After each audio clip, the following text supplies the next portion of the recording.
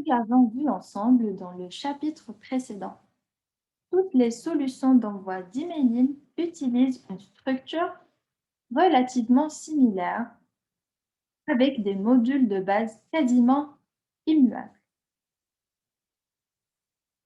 Gestion des contacts, création du message, envoi du message et lecture des statistiques. Nous allons donc voir dans la pratique comment fonctionnent ces différentes opérations. Dans notre cycle de production d'un email pour l'instant, nous avons vu comment créer un brief de campagne, comment rédiger votre contenu, comment le mettre en forme et quelques règles sur l'intégration HTML. Il est maintenant temps de passer à l'action et de réaliser les dernières étapes avant de pousser sur le bouton Envoyer. On va passer donc à la segmentation des contacts. Justement, avant d'envoyer votre campagne, il est indispensable de définir à quelle audience vous allez envoyer votre message. Comportez une liste de contacts bruts ou pas. Dans votre outil de routage, vous avez peut-être déjà des adresses email ou pas aussi. Généralement, avant une campagne, il y a 3 solutions. Vos adresses mail viennent d'ailleurs, site e-commerce, système, CRM, etc. Ou bien que vos adresses email entrent directement dans votre outil de routage. Ou sinon, que vos adresses email sont synchronisées automatiquement entre vos différents systèmes d'information. On va expliquer chaque point. Alors, par exemple, lorsque vos adresses email viennent d'ailleurs, alors dans ce cas, vous allez devoir importer un fichier dans votre solution de gestion de campagne. Lorsque vos adresses email tombent directement dans votre outil de routage, c'est le cas, par exemple, si vos formulaires d'inscription sont directement gérés par votre routeur email. Et troisième option ou troisième cas, lorsque vos adresses email sont synchronisées automatiquement entre vos différents systèmes d'information. Ce sera soit réalisé par des modules dédiés à cet effet. Par exemple, les principaux logiciels e-commerce disposent de nombreux connecteurs diverses solutions de routage. Soit par un développement informatique utilisant l'API, c'est l'application Programming Interface ou interface de programmation en français.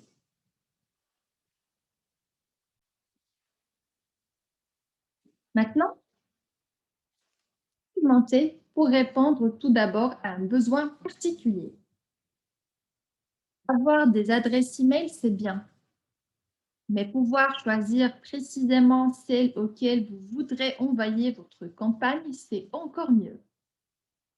La plupart des routeurs ont donc développé des systèmes de filtres ou de segments qui permettent de définir précisément quels sont les contacts que vous désirez retrouver dans votre base de données.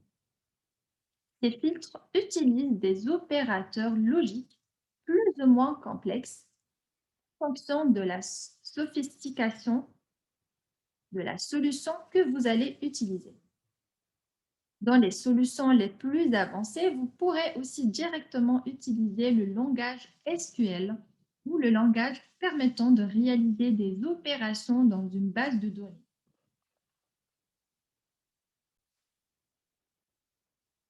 Et voici quelques exemples avec les opérateurs logiques de base que sont les égalités. Alors, les différences, les ou, les et, les plus grands que et les plus petits que. Un premier exemple simple. Vous voulez sélectionner tous vos contacts féminins de plus de 30 ans environ.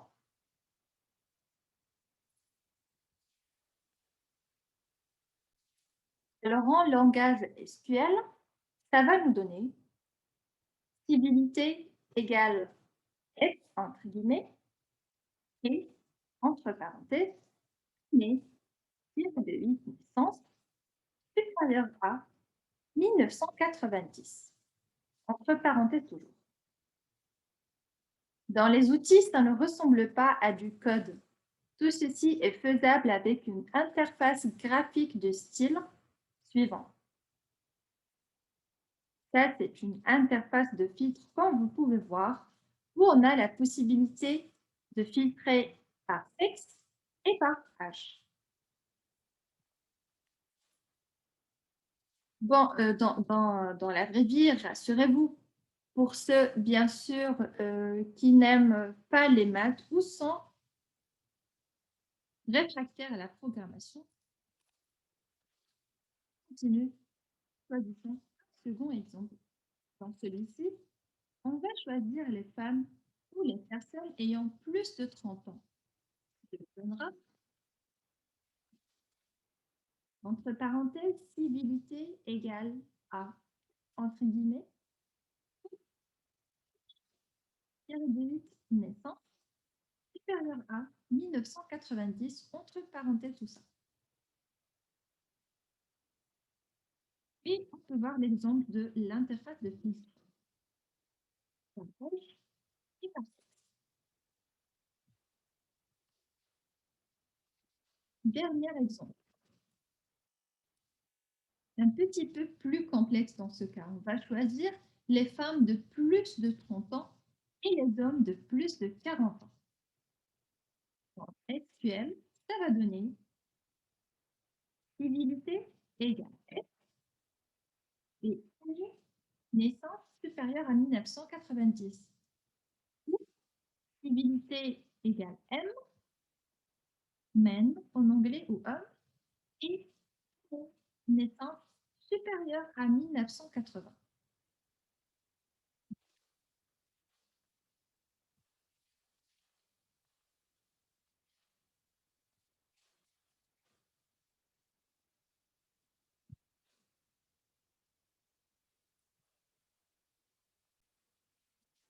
Alors ici, on a une approche relativement basique.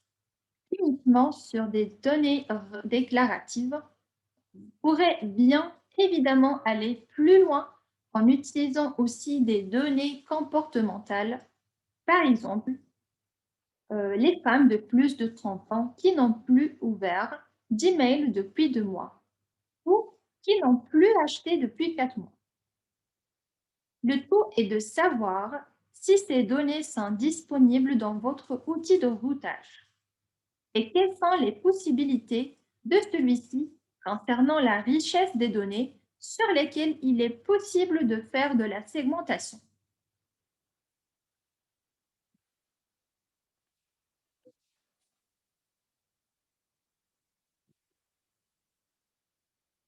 Maintenant, comment apporter votre HTML? On va commencer par la personnalisation avec les variables de profil.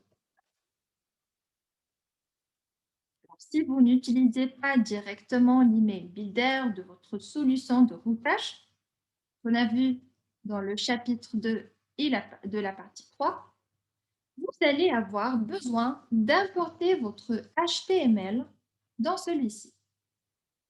Dans les outils, cette étape a lieu soit directement dans le flux de création d'une campagne, soit à part dans une section dédiée aux messages eux-mêmes. Attention, certaines plateformes modifient le code des emails importés et peuvent casser la compatibilité avec différents clients email. Suivant le comportement de votre routeur, il peut être avantageux de simplement copier-coller le code HTML dans la plateforme, plutôt que de faire un import. Maintenant, dans cette partie, comme nous l'avons vu précédemment, la première partie, chapitre 2, il est important d'apporter de la personnalisation à vos destinataires. Une véritable, c'est simplement, ou une variable, c'est simplement, dans le cas qui nous occupe, un morceau de texte qui se transformera au moment de l'envoi. Je pense que c'est la définition qui sera la plus simple. Alors, la personnalisation sera réalisée directement dans l'éditeur de votre routeur qui vous permettra d'accéder à la liste des variables disponibles. Par exemple, dans Bonjour prénom, la variable prénom sera automatiquement remplacée par le prénom du destinataire. Chaque plateforme a évidemment son propre format de variable. Voici quelques possibilités.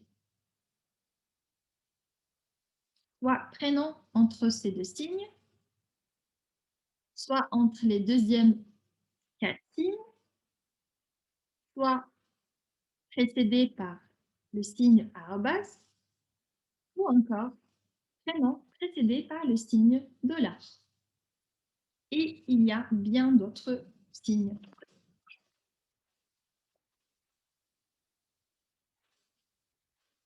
Alors, dans certains cas, vous pouvez avoir besoin d'un petit peu de sophistication dans votre personnalisation. Par exemple, si vous voulez dire cher Malik, vous voudrez aussi dire cher Sabrina. De nouveau, dans la plupart des solutions, c'est possible en utilisant des conditions en français, sinon en français, ou else if en anglais, c'est-à-dire sinon si en français. Et dans notre cas, cela donnera quelque chose comme la syntaxe est de nouveau différente pour chaque routeur. Donc, comme les deux qu'on peut voir sur la slide.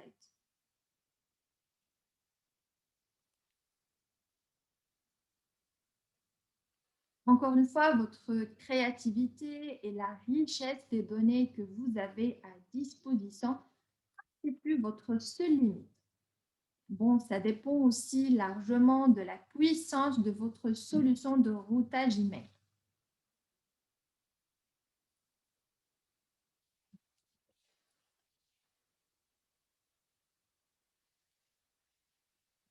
Comment modifier le contenu en fonction des caractéristiques du contact? La personnalisation permet simplement d'afficher, parfois avec quelques subtilités, des informations contenues dans le profil de vos destinataires. Mais il est possible d'aller plus loin. Deuxièmement, les blocs conditionnels. Un bloc conditionnel, c'est un changement de contenu opéré sur une partie de l'email en fonction du destinataire qui le reçoit. Dans le cadre de votre gestion de campagne, cela veut dire qu'il aura fallu prévoir l'ensemble des blocs à l'avance et ajouter du code entre ceux-ci afin qu'ils ne s'affichent que pour les bons destinataires.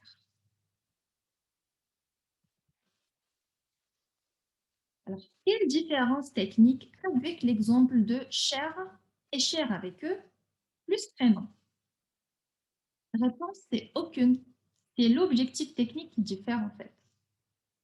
Par exemple, si on veut distinguer du contenu à destination de vos clients ou prospects, on aura quelque chose de ce goût-là. Donc, soit les deux signes plus if statut, tiré de 8, contact, égale 2 fois, machin. Donc, vous pouvez voir les différentes options ou les différents contenus pour les clients et les autres.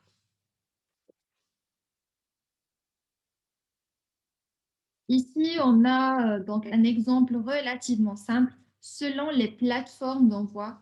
Vous pourrez utiliser chaque technique ou des techniques plus sophistiquées, comme on a dit, des données plus complexes.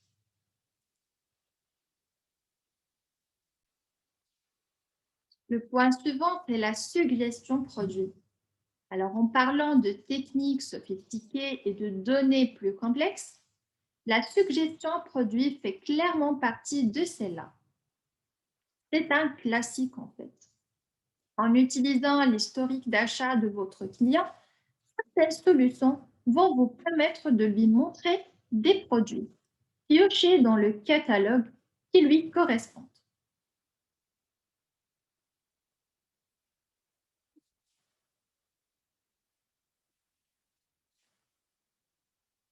Alors, c'est la dernière étape.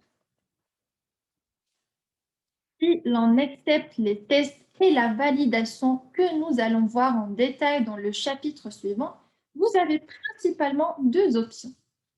La première, c'est pousser sur le gros bouton pour envoyer tout de suite la campagne.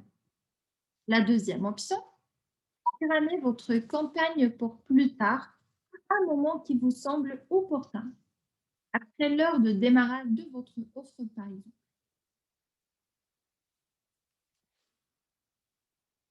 Alors sur l'écran,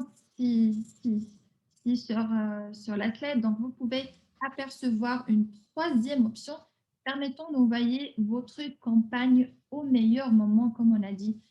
C'est une technique que l'on nomme fréquemment Send Time Optimization ou STO pour optimiser de l'heure d'envoi. Alors, et qui utilise l'historique d'ouverture des destinataires afin de définir quel est le meilleur moment pour envoyer un message pour chaque contact. Alors, à la fin de ce chapitre, on a appris essentiellement qu'il faut segmenter vos contacts et n'oubliez pas de mettre à jour vos données, que vous ne devez pas oublier de vérifier que les bonnes données sont disponibles pour réaliser vos envies de segmentation et de personnalisation. Il faut importer votre HTML avec prudence et vérifier surtout que le code ne soit pas cassé. Et puis, que vous devez utiliser les variables de personnalisation pour rendre votre email plus personnel. Dans le chapitre suivant, nous verrons comment faire pour tester et valider vos campagnes afin qu'il n'y ait pas d'erreur dans celles-ci.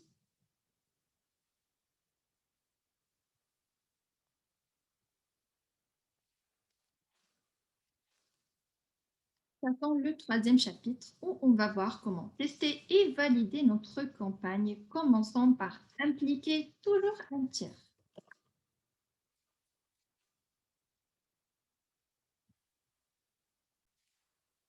Alors, l'email, et il me semble que je vous l'ai déjà dit, mais ça me semble pas mal de le répéter, peut être un média frustrant et un peu stressant.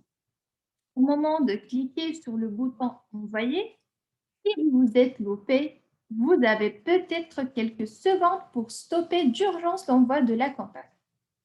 Mais ce qui est parti. Impossible de modifier après coup le message déjà envoyé au destinataire. Vous comprenez dès lors l'aspect stressant de l'envoi d'email. Autant avoir les bons réflexes et tester tout ce qui doit être ou tout ce qui doit l'être. Le premier grand conseil, toujours impliquer un tiers dans votre période de test. Oui, parce que si vous êtes l'auteur de l'ensemble des étapes de production de la campagne, vous l'avez sans doute déjà trop vu et êtes donc incapable de prendre le recul suffisant pour détecter les petites erreurs ou les petites erreurs qui se sont glissées à gauche et à droite. C'est comme quand vous écrivez un texte, à force d'avoir réécrit 3 fois toutes les phrases, il vous devient impossible de trouver les fautes d'orthographe que vous avez laissées. Et quand je dis un tiers, c'est vraiment quelqu'un qui n'a pas du tout été impliqué dans le montage de la campagne. Vous aurez été prévenu.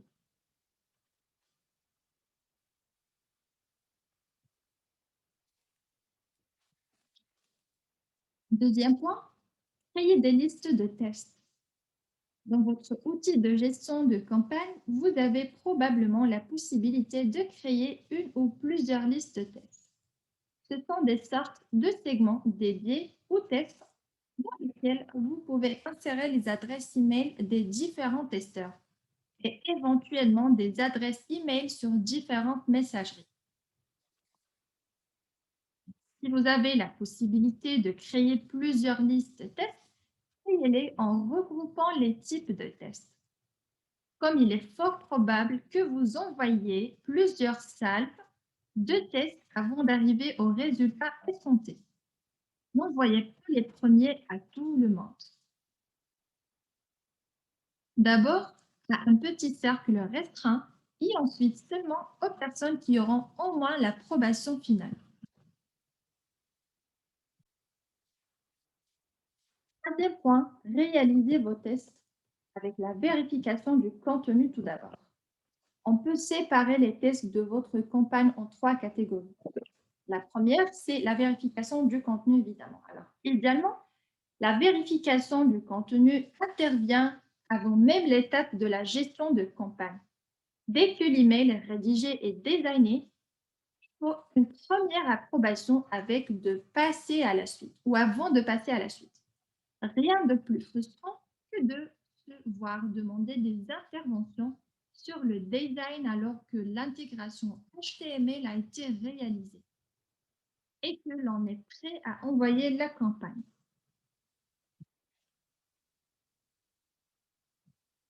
Alors, c'est d'ailleurs une grande source d'erreur, puisque cela veut dire refaire une bonne partie de la production dans l'urgence.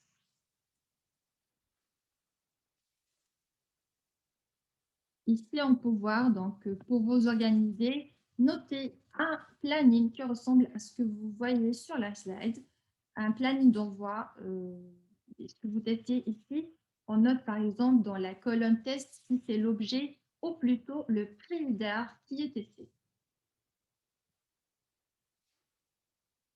Le point suivant, c'est la vérification du ciblage cette fois-ci. Alors malheureusement, c'est la partie la moins évidente à tester. Vérifier le ciblage consiste principalement à valider avant l'envoi que les volumes correspondent à ce qui est attendu. Idéalement, on aura déjà fait une estimation dans le brief de campagne. Donc, pour vérifier, à part demander à un collègue de jeter un œil à ce que vous avez fait dans la segmentation, il n'y a pas de miracle. Le point suivant, c'est la vérification du rendu dans les différentes messageries. Alors, comme on l'a vu, les différents clients email n'ont pas une interprétation très égale de l'HTML. Il est donc indispensable de vérifier si rien n'explose en vol. Pour ça, deux outils dont on a déjà parlé précédemment, c'est Litmus et Email en acide. Alors, même si à l'étape de l'intégration HTML, vous avez déjà réalisé ces tests, n'hésitez pas à les réaliser à nouveau au cas où l'import de votre outil de gestion de campagne ou l'ajout de variables de personnalisation aurait posé problème. Maintenant, et la quatrième partie de ce chapitre, c'est la validation de la personnalisation et les blocs conditionnels. Lors de la validation de votre campagne avant son envoi, l'une des parties les plus compliquées à valider est toute la personnalisation que vous aurez ajoutée dans vos emails et surtout les blocs conditionnels. Tester cette partie nécessite que vous ayez prévu des scénarios de test dans vos listes d'utilisateurs test. Si nous reprenons notre exemple d'un bloc conditionnel lié au champ statut contact, vous devrez vous assurer que certains utilisateurs de test aient une valeur client dans ce champ et d'autres testeurs la valeur prospect ou une autre valeur.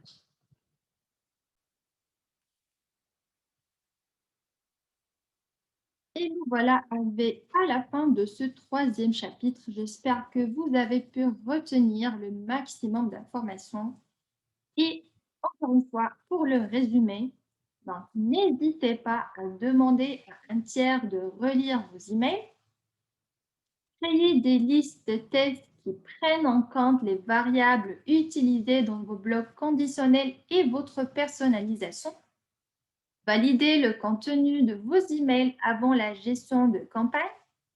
Faites relire votre ciblage par un collègue et comparez les volumes à ceux estimés dans le brief. Nous sommes arrivés au bout de cette troisième partie. Alors, dans la quatrième partie, maintenant que notre campagne est envoyée, nous allons mesurer ses performances et voir comment nous pouvons encore optimiser ses